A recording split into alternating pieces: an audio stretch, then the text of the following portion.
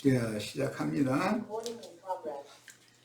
예, 오늘부터는 이제 레위기 5장 말씀으로 들어가는데, 레위기 5장에서 7장 사이에는 속건제에 대한 그 규정이 기록이 되어 있어요. 이제 그 사이에 화목제가 이제 곁들여져 있고, 속건제를 드리는 규정이 레위기 5장에서 7장 사이에 기록이 되어 있습니다. 지금까지 우리는 번제, 소제, 속죄제까지를 다뤘어요. 그런데 이제부터는 속건제를 다루게 됩니다. 속건제까지 끝나면 이제 화목제 마지막 제사에 이걸 5대 제사다, 이제 기독교계에서 이제 신학적으로 그렇게 말하는데, 번제, 소제, 속죄제, 속건제, 화목제 다 같이 한번 외워보도록 합니다. 번제, 소제, 속죄제, 속건제, 화목제, 이렇게 5가지 제사를 기본 제사, 5대 제사라고 그래요. 이런 것들은 모두가 그 가슴속에다가 저장해두고 외우고 계셔야 돼. 누구하고 대화를 할 때도 쉽게 얘기할 수 있도록 꺼내다 써야죠. 맨 먼저 이제 이해를 할 것은, 속죄라고 하는 문제는 근원적인 죄, 마귀의 살아있는 인격인 죄를 심판하는 제사를 말하는 거예요. 그건 강조해서 내가 여러 번을 말씀드렸어요. 죄는 심판의 대상이지 용서의 대상이 아닙니다. 네. 속죄라고 하는 것은 육체 속에서 왕노릇하고 있는 마귀의 살아있는 인격인 죄를 심판하는 제사예요. 그걸 속죄제라고 그러죠. 자, 그리고 이제 오늘부터는 육체 속에 거하고 있는 그 죄, 마귀의 살아있는 인격, 죄로 말미암아서 연약한 사람이 미혹당해서 죄의 유혹에 져서 범죄를 저지르는 경우를 용서를 받아야 된다는 거예요. 이제 속건이라고 하는 것은, 속건제사는 범한 죄들을 용서받기 위한 제사예요. 자, 속죄제와 속건제의 차이를 잘 정확하게 이해하셔야 됩니다. 속죄제라고 하는 것은 육체 속에 거하고 있는 죄를 심판하는 제사인 거예요. 그 대신 속건제라고 하는 것은 그 죄의 유혹으로 말미암아 죄에게 져서, 그건 당연히 육체의 연약함, 육체의 약함 때문에 죄에게 지는 거죠. 그래서 범과들을 저지르는 경우, 이것을 허물이라고 성경에서는 번역을 했어요. 그런데 속세에서는 이것을 흠결이다. 사람이 흠없는 사람이 어디가 있느냐, 이렇게 말하죠. 흠결, 허물, 성경 용어로는 그 허물이라고 했는데, 허물들에 대해서 용서를 받아야 된다, 이런 말이에요. 그러니까 속건제는 저지른 범죄들에 대해서 용서를 받기 위하여 행하는 제사다, 이렇게 이해를 하시면 됩니다. 속죄제와 속건제의 구분을 명확하게 하셔야 돼요. 그래서 죄라고 하는 건 단수가 있고, 속건이라고 할 때 그것도 죄지만 거기서는 복수, 죄들로 다 번역이 돼요. 그런데 우리 한글 번역에는 이걸 구분을 해놓지 않았어요. 그래가지고 굉장히 이제 혼동이 많이 오죠. 단수의 죄, 대문자로 쓰는, 똑같은 영문으로는 시인이라고 그러는데 대문자로 시작하는 죄의 경우와 신즈라고 하는 그 소문자로 시작하고 끝에 복수 표시를 해서 S를 붙여주는 그런 죄들은 전혀 개념이 다른 거예요. 죄는 용서를 받는 것이 아니에요. 기독교계가 죄산 받았다 이렇게 하는 것은, 그것은 복음을 완전히 왜곡시키는 거예요. 죄를 사함받는 것이 아니에요. 죄는 심판하는 것이죠. 죄들을, 그 죄로 말미암아 내가 유혹을 받아서 범과한 그 허물들, 흠결들은 용서를 받는 거예요. 그러니까 성경에는 용서받을 수 없는 죄가 있고 용서를 받을 수 있는 죄들이 있어요. 자, 이런 그 성경의 기본 진리에 대해서 정확한 이해를 하고 계셔야 됩니다. 이스라엘은 이제 예기적인 구속을 이제 받아서 홍해바다를 건너서 광야에 나온 이스라엘 백성들의 삶은 곧 신약 교회가 구속받고 거듭난 성도들이 교회 생활을 하는 것, 신앙 생활을 하는 것, 그러니까 우리 신앙인들의 그리스도인들의 일상 생활이 교회 생활인 것이죠. 거룩한 삶이에요. 그런데 그게 제사예요. 이제 그러니까 광야로 나온 이스라엘 백성들은 출애굽을 할 때 홍해바다에서 옛사람과 그 행위에 대해서 바로의 군대와 바로의 그 군마들이 모두 다 수장당하고 심판받았어요. 그런데 이스라엘은 건짐을 받았어요. 많은 물에서. 자, 그런 상태예요. 그러니까 바로와 그 군대가 죽은 것은 죄를 심판한 것이고, 이스라엘이 바다 건너 이편으로 나온 것, 이제 그것은 이제 사후세계에서는 구렁 저편으로 이제 건너간 거죠. 그 상태에서는 이미 구속받은 성도들의 삶이다 이거예요. 야, 이스라엘의 일상 생활은 신약 성경으로 말하자면 구속받은 신자들의 교회 생활을 상징한다. 광야로 나온 이스라엘의 신앙 생활을 의미했기 때문에 광야 교회에서라고 말씀이 나와 있는 거예요. 자, 이 문제를 잘 생각하셔야 돼요. 그러니까 지금 속건제라고 하는 것은 옛사람을 심판하는 것에 대해서 강조점을 두는 것이 아니고,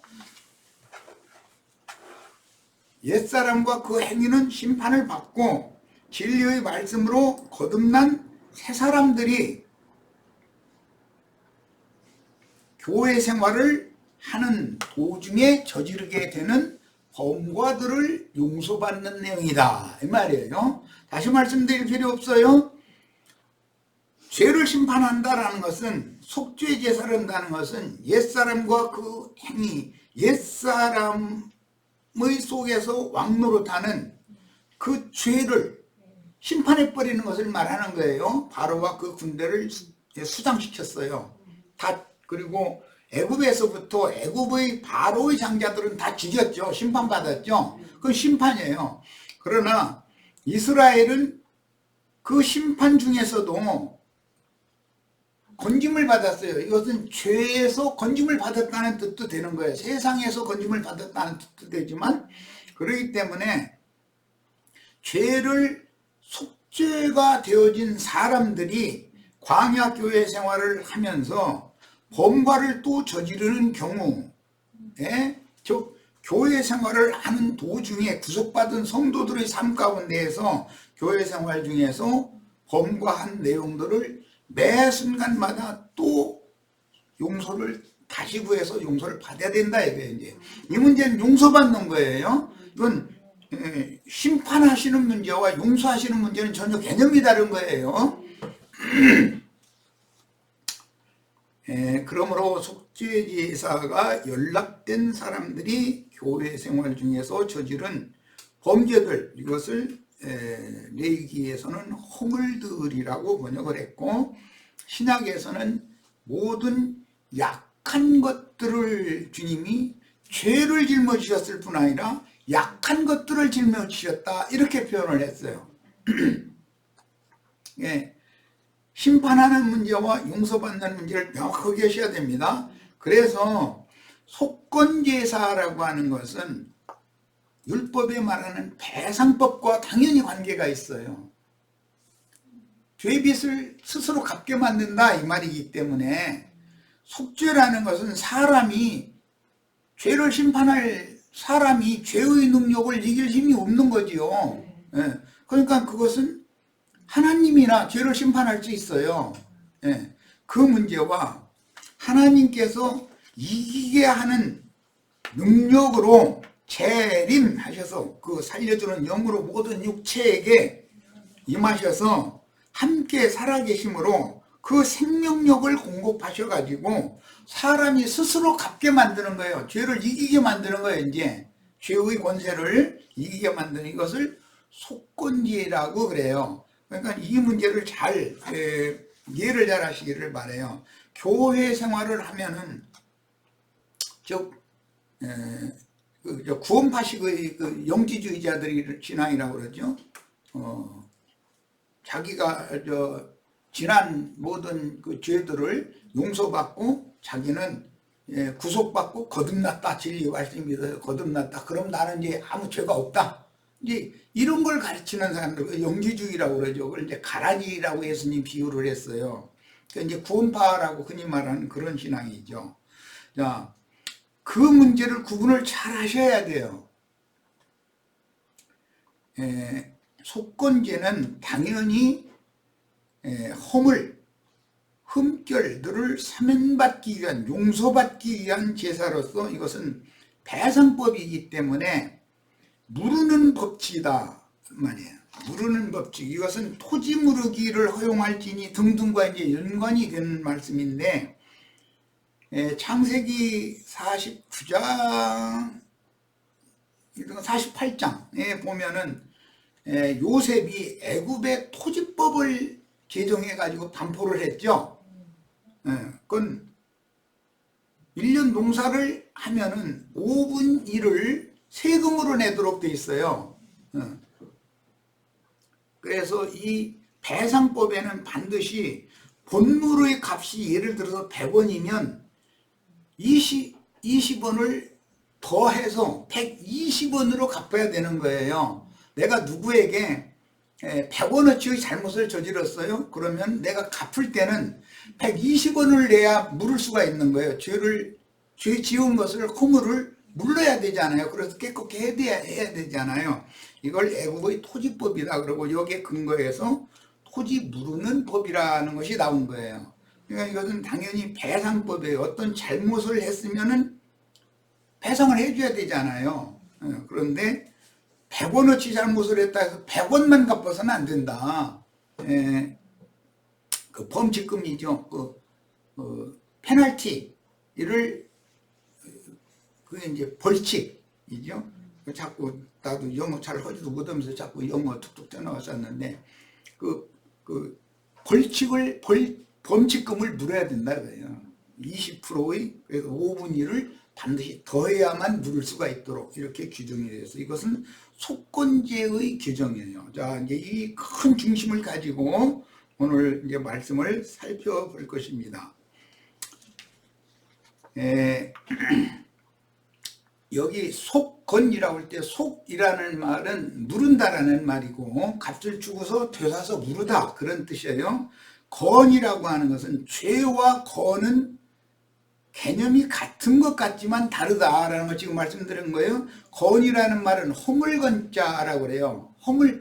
한자로 허물건자예요. 허물이라는 말이에요. 그래서 우리 번역에는 속건제 할 때는 전부 허물들을 용서받으라 이렇게 돼 있어요.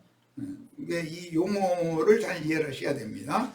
자, 허물이라는 이 히브리어의 아본이라고 하는 이 용어는 도덕적인 악을 행한 경우 이것을 과오를 범했다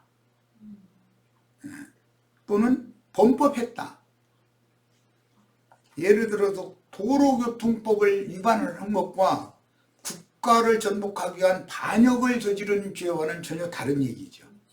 도로교통법을 위반했다 해가지고서는 하면은 국가가 지정하는 어떤 법에 따라서 범칙금을 페널티 또 자꾸 그러네. 그 벌칙금을 가서 내고 용서받으면 되지만 반역을 위해서 무슨 군인인데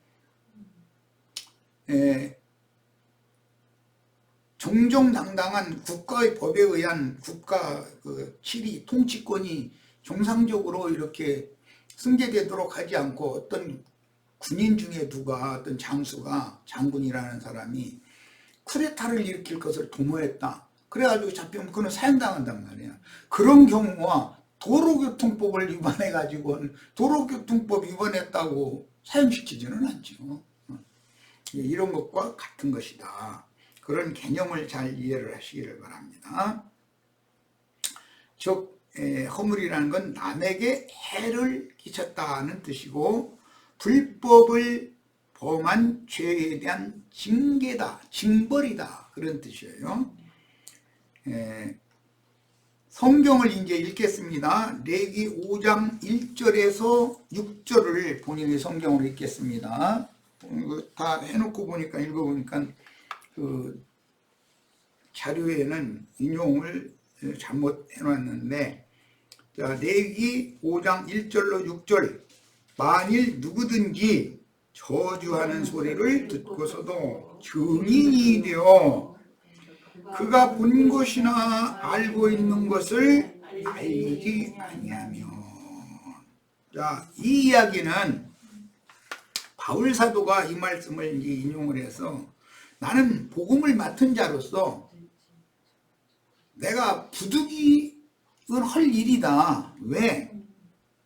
나는 증인으로 주님께서 택하셔서 보내셨기 때문에 내가 이 마땅한 일을 행하지 않으면 하나님 앞에서, 주님 앞에 내가 득죄를 하는 것이다. 이런 표현을 했어요. 이게 여기에서 인용하는 말이에요. 증인이 되어 그가 본 것이나 알고 있는 것을 반포를 반드시 해야 되는 거예요. 알려야 되는 거예요. 그런데 그걸 하지 않으면 그는 자기의 죄를 져야 할 것이요 그 허물이라고 돼 있죠. 여기 허물.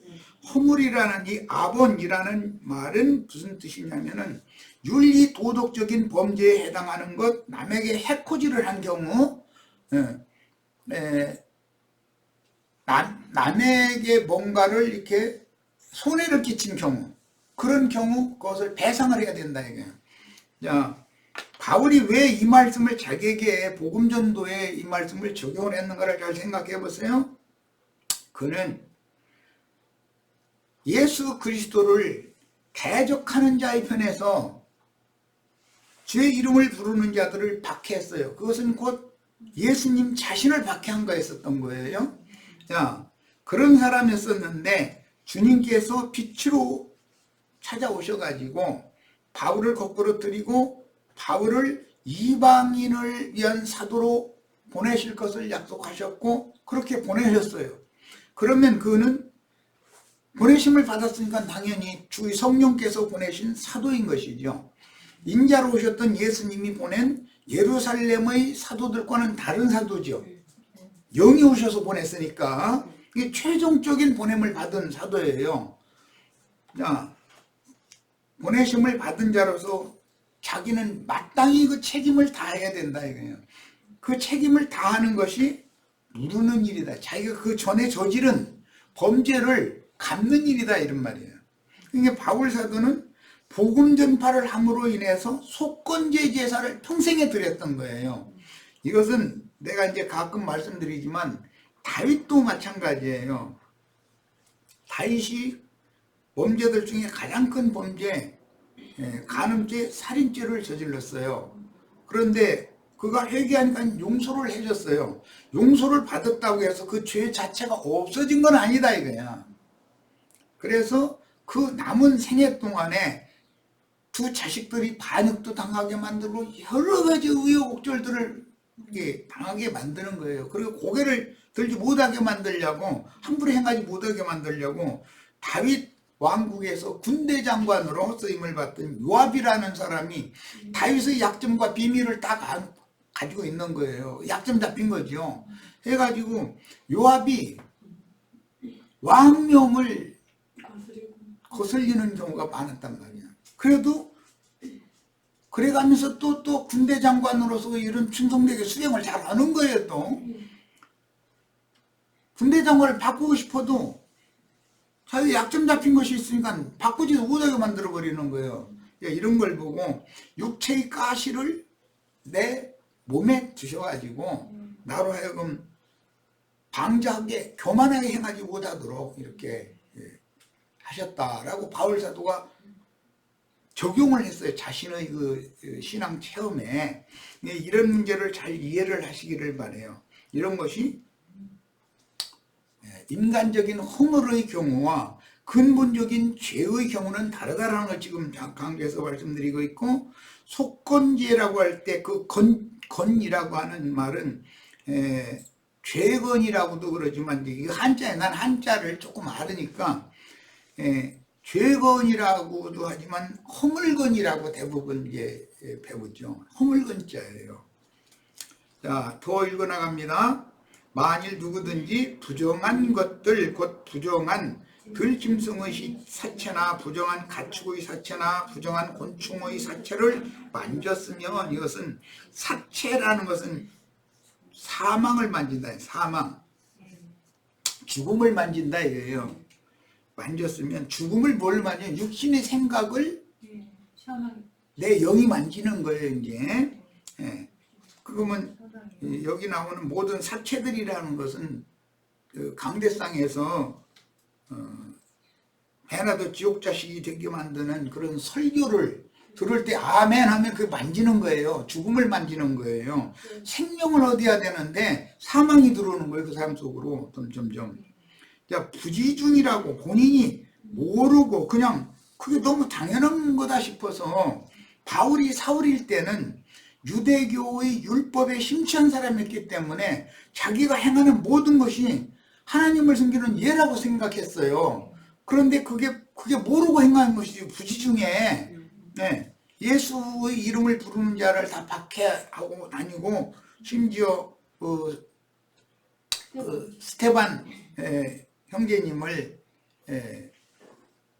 이단자로 몰아서 이렇게 돌로 쳐 죽이는 일에 맨 앞장섰던 사람이잖아요. 그랬어요. 그런데 그때까지는 자기가 죄라고 생각을, 범죄한다고 생각을 안 했어요. 너무 당연한 하나님을 섬기는 예라고 생각했어요. 그러나 그게 다 죽음, 사체, 죽음, 사망을 계속해서 먹고 마시고 있었기 때문에, 그걸로 굳어져 있었기 때문에 이걸 모르는 거예요. 그래서 부지중이라 할지라도 그 몸이 더러워져서 허물이 있게 된다 그랬어요. 바울 사도가 나중에 다메섹 도상에서 주님에 의해서 생명의 빛이 비춰지다 보니까 이것을 깨닫게 된 거예요. 그래서 만일 부지중에 어떤 사람의 부정에 닿았는데, 여기 어떤 사람이라는 설교자를 말하는 거예요. 사망을 퍼뜨리는 설교자죠. 사탄의 사자가 강대상에서 말도 같지 않은 세상과 세상에 있는 것들을 자꾸 사랑하고 그걸 막 욕심을 내게 만들고, 이런 설교를 할 때 막 그들 마음이 막 뜨거워져가 격동돼가지고 혼이 취해가지고 아멘 할렐루야 하고 뭐 낮아빠지고 막 그 금반지 목걸이 막 다 빼서 던지고 막 이렇게 하는 것은, 그게 다 뭐냐면 사체를 만지고 부지중에 부정한 거예요. 그게 그 영이, 그 사람의 부정이 어떠한 부정이든지라는 것은, 뭐 강대상에서 설교해서 사람 죽이는 직분을 행하는 자들이 죽이는 수단이 한두 가지예요. 뭐 돈 사랑하게 하고, 뭐 세상 권력 사랑하게 하고, 뭐 육에 속한 것, 땅에 속한 것들이 한두 가지가 아니잖아요. 그런데 그게 인생사에서는 다 필요한 것들이라는 거예요. 그런 것들을 계속해서 주지를 시킬 때 어떠한 부정이든지 그것을 만졌다가 그 사실을 깨달았을 때에는 다메섹의 바울과 같이 이렇게 되면 그것이 지난날이 그게 허물이 되는 거다. 이게 지난날 모르고 행한 이런 모든 것들이 허물이 되는 거예요. 만일 누구든지 입술로 맹세하여 악한 일이든지 선한 일이든지 하리라고 함부로 말하면, 자, 이 말은 하나님의 이제 율법의 말씀을 백성들에게 전하면 우리가 다 준행하겠나이다 이제 이래요. 그 부자 청년이 난 어려서부터 이거 다 행하였나이다 이러잖아요. 자, 이게 헛맹세하는 거예요. 실제는 연약한 육체를 가지고 있는 인간이 하나님의 율법의 모든 요구를 항상 다 지켜서 하나님 앞에 의롭다 하심을 받을 육체가 하나라도 있어요? 없어요? 없어요. 그건 되지를 않는 소리인 거예요. 그런데 나는 율법을 다 지켜서 하나님 앞에 하나님의 영광에 이룰 수 있다라고 자긍하고 그런 생각으로 굳어져 있는 거. 그때는 사울이 그랬단 말이에요. 율법에 너무 열심히 있었던 거예요. 야, 그래서 선한 일이든지 하리라고 악한 일은 않고 선한 일은 하겠다라고 함부로 말하면, 이건 맹세하면 이 말이에요. 그 사람이 함부로 말하여 맹세한 것이 무엇이든지 그가 깨닫지 못하다가 부지중이죠. 율법 심취당에 있을 때는 자기가 하나님의 모든 율법을 다 지키겠다고 하나님 앞에 약속한 것이 어떤 범죄가 된다는 것에 대해서 의식이 없잖아요. 야, 그렇게 하다가 그가 깨닫지 못하다가 그것을 깨닫게 되었을 때는 나는 근본적으로 영이 죽은 사람이고 하나님의 신이 떠나버린 사람이기 때문에 하나님의 신, 하나님의 생명이 내 안에 들어와서 내 안에 함께 살면서 나에게 이기게 하는 영으로 이기는 생명을 부어주셔서 나와 함께 그분이 이겨주시기 전에는 나는 절대로 저의 권세를 이길 수 없구나 라는 것을 이제 깨닫는 거. 이건 이제 복음을 깨달은 사람이죠. 그렇게 됐을 때는 그중 하나에 그에게 허물이 된다. 이것도 이 중 하나의 허물이 있을 때에는 아무 일에 잘못하였노라 자복을 해라 이랬어요. 이것은 이제 요한의 세례, 물세례라고 그래요. 요한의 세례는 하나님의 백성으로서 자신들의 범과에 대해서 회개하고 돌이키라 하는 것이 요한의 세례죠. 그리스도의 세례는 또 달라요. 네. 이것은 육신의 행위에 대해서 범과들에 대해서 돌이킨다 이 말이에요. 물 세례만 받아서는 안 되는 거죠. 반드시 성령 세례를 또 받아야 되는 거예요. 자, 이제 이 문제는 차치하고 아무 일에 잘못하였노라 자복을 한 사람은 세리와 창교와 모든 죄인들은 요한에게 와서 자기의 모든 죄들을 자복하고 침례를 받았어요. 그러나 바리새인과 서기관들은 자신들은 의롭다고 여겼기 때문에 율법을 다 지켰다고 생각하니까 그 부자 청년과 같은 거죠. 자, 그러니까는 요한에게 와서 세례를 받지 아니하므로 하나님의 뜻을 저버렸다 그랬어요. 자, 이 문제를 잘 생각하시기를 바래요. 자, 그래서 자복하고 그 잘못으로 말미암아라는 하나님의 백성들임에도 불구하고 율법 계명들 중에 어느 한 가지를 범과를 했으면 100가지 율법 중에서 99가지를 다 지켰지만 한 가지에 걸리면 사형해요. 역시 율법이란 건 그런 거니까 그게 죽이는 목적이 죄를 그 범죄 사실을 드러내고 조문에 따라서 그 법에 따라서 법대로 한다 세상에서 툭 하면 그래서 하는데 법에 따라서 심판에 넘기는 거 그럼 다 죽을 수밖에 없어요. 이게 조문의 율법이라는 건 죽이는 법이지 살려주는 법이 아니죠. 그래서 율법과 선지자의 때는 요한의 때까지이기 때문에 요한까지는 죽이는 직분을 행하는 거예요. 뭘 죽여? 옛사람을 죽이는 거다. 옛사람을. 그리고 예수 그리스도의 성령이 오시면 거듭난 새 사람을 부활시켜서 영을 부활시켜서 새 사람을 살리는 직분을 행하는 거예요. 야, 그러니까 두 직분이 다 필요한 거예요. 그 잘못으로 말미암아 여호와께 속죄제를 드리되 양떼의 암컷 어린 양이나 염소를 끌어다가 속죄제를 드릴 것이요 속건을 위한 것도 속죄제에 들어간다 이 말이에요 지금. 제사장은 그의 허물을 위하여 속죄할지니라. 허물을 위하여 속죄하는 것과 죄를 위하여 속죄하는 것은 다른 거예요. 지금 얘기를 강조해서 말씀드렸어요. 자, 성경에는 용서를 받을 수 있는 범죄가 있고 용서를 받을 수 없는 범죄가 있는데 이 굉장히 중요한 말이에요. 지금부터 하는 말은 용서받을 수 없는 범죄는 영적인 범죄예요.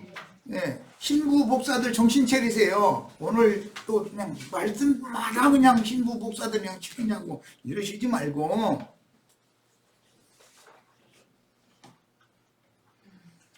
바리새인과 율법사들이 요한의 세례를 받지 않은 범죄만 저지른 것이 아니에요.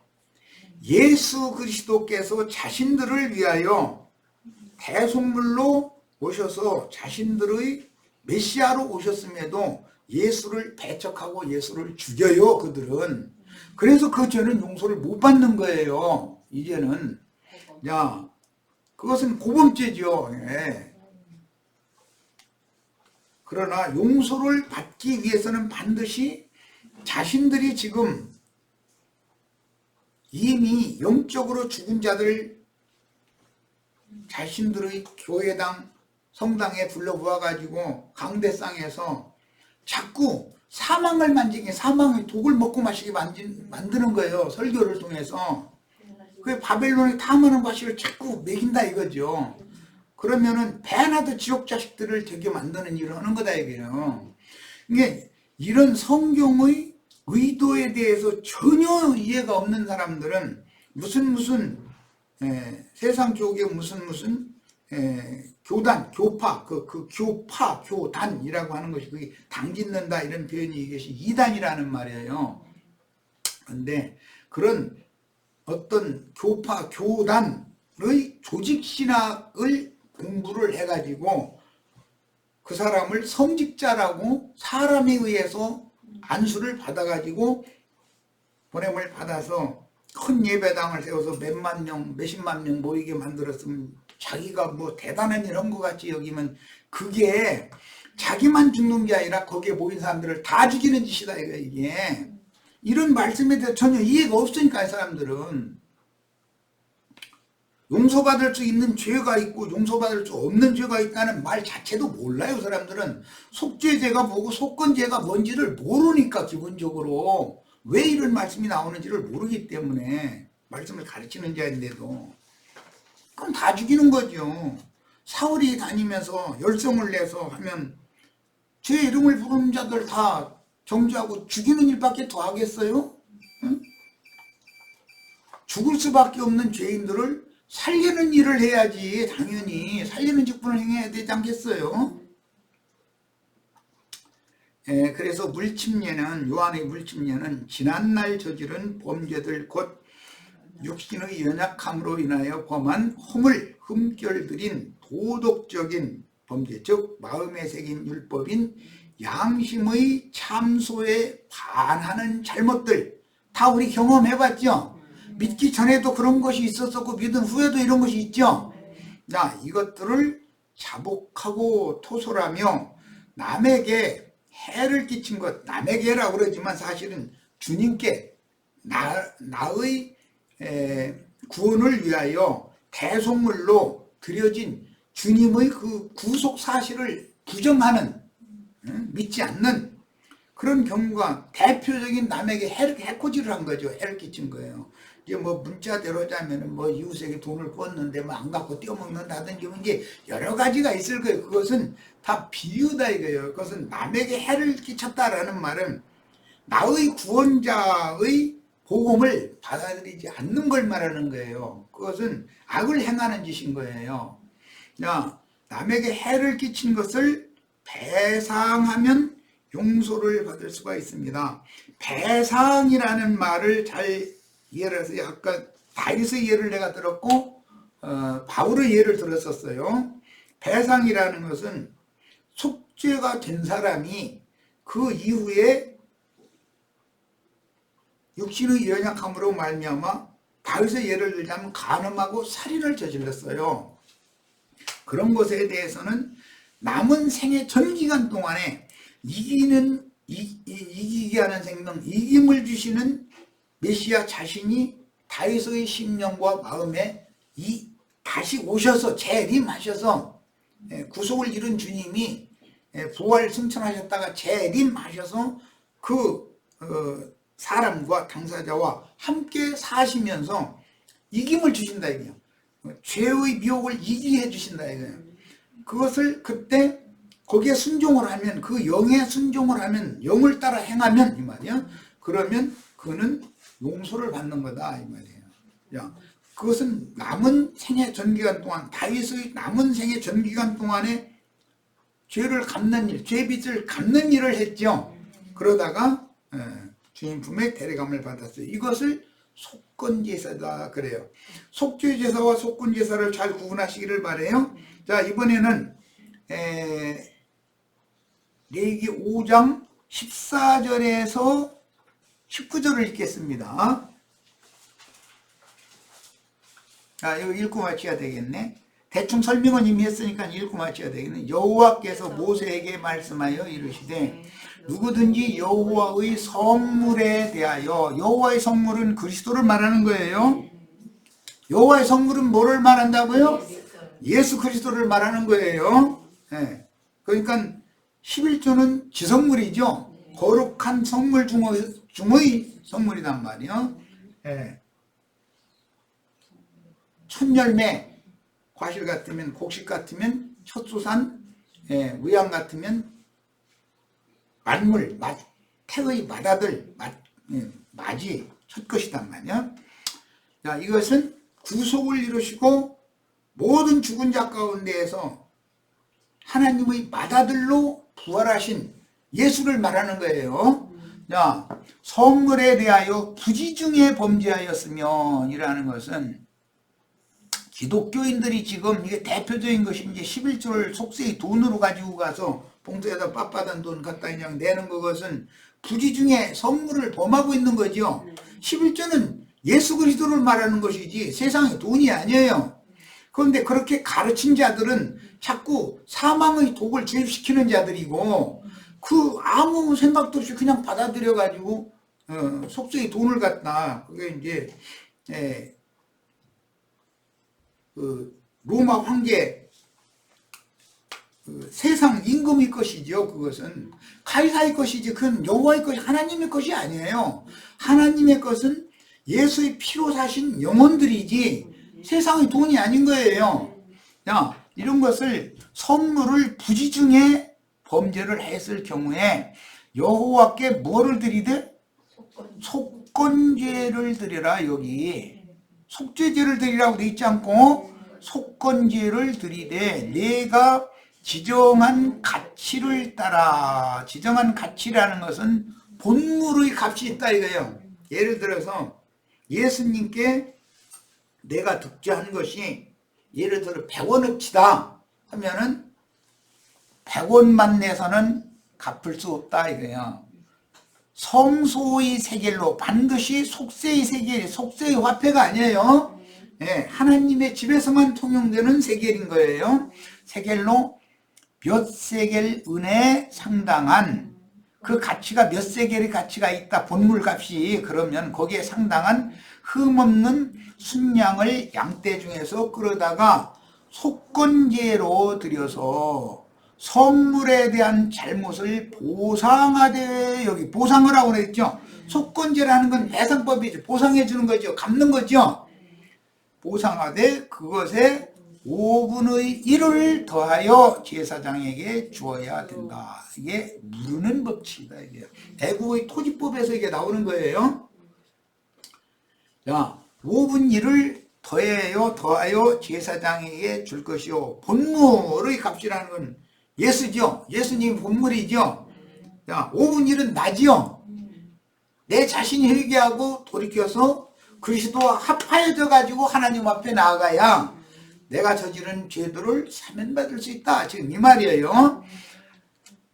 제사장은 그 속건제의 수양으로 그를 위하여 속죄한 즉 속건제를 위한 속죄를 하는 것을 말하는 거예요. 그가 사함을 받으리라. 만일 누구든지 여호와의 계명 중 하나를 다 지켰다 하는 사람이라도 하나를 부지중에 범하여도 그것이 또 허물이다 이거예요. 허물이 있으면 그 허물에 대해서 사면을 받아야 되잖아요. 그럼 속건제사를 드려야 돼. 그러니까 100가지 계명이 있으면 99가지 잘 지켰어. 한 가지 범한 그 여전히 사형이에요. 나 벌을 당할 것이니 그는 네가 지정한 가치대로 양떼 중 흠없는 수양을 속건제물로 제사장에게로 가져갈 것이요 제사장은 그가 부지중에 범한 허물을 위하여 전부 속건제는 허물이라는 용어가 계속 나오죠.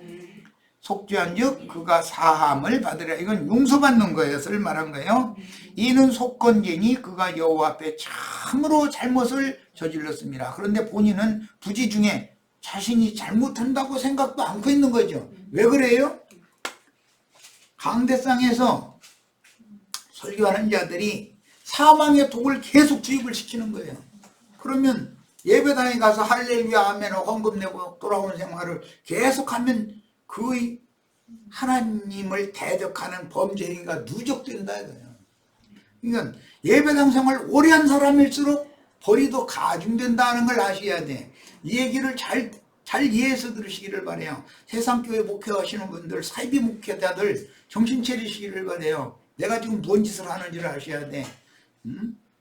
교인 하나 만나기 위해서 땅과 바다를 두루 다니다가 교인 하나 만나면 배나도 지옥 자식 되게 하는 그런 짓을 하는 게 뭔가를 잘 깨달으시기를 바래요. 이대로 돌이키시면 용서받습니다. 용서받으시기를 바랍니다. 자, 첫 시간 여기까지서 마칩니다.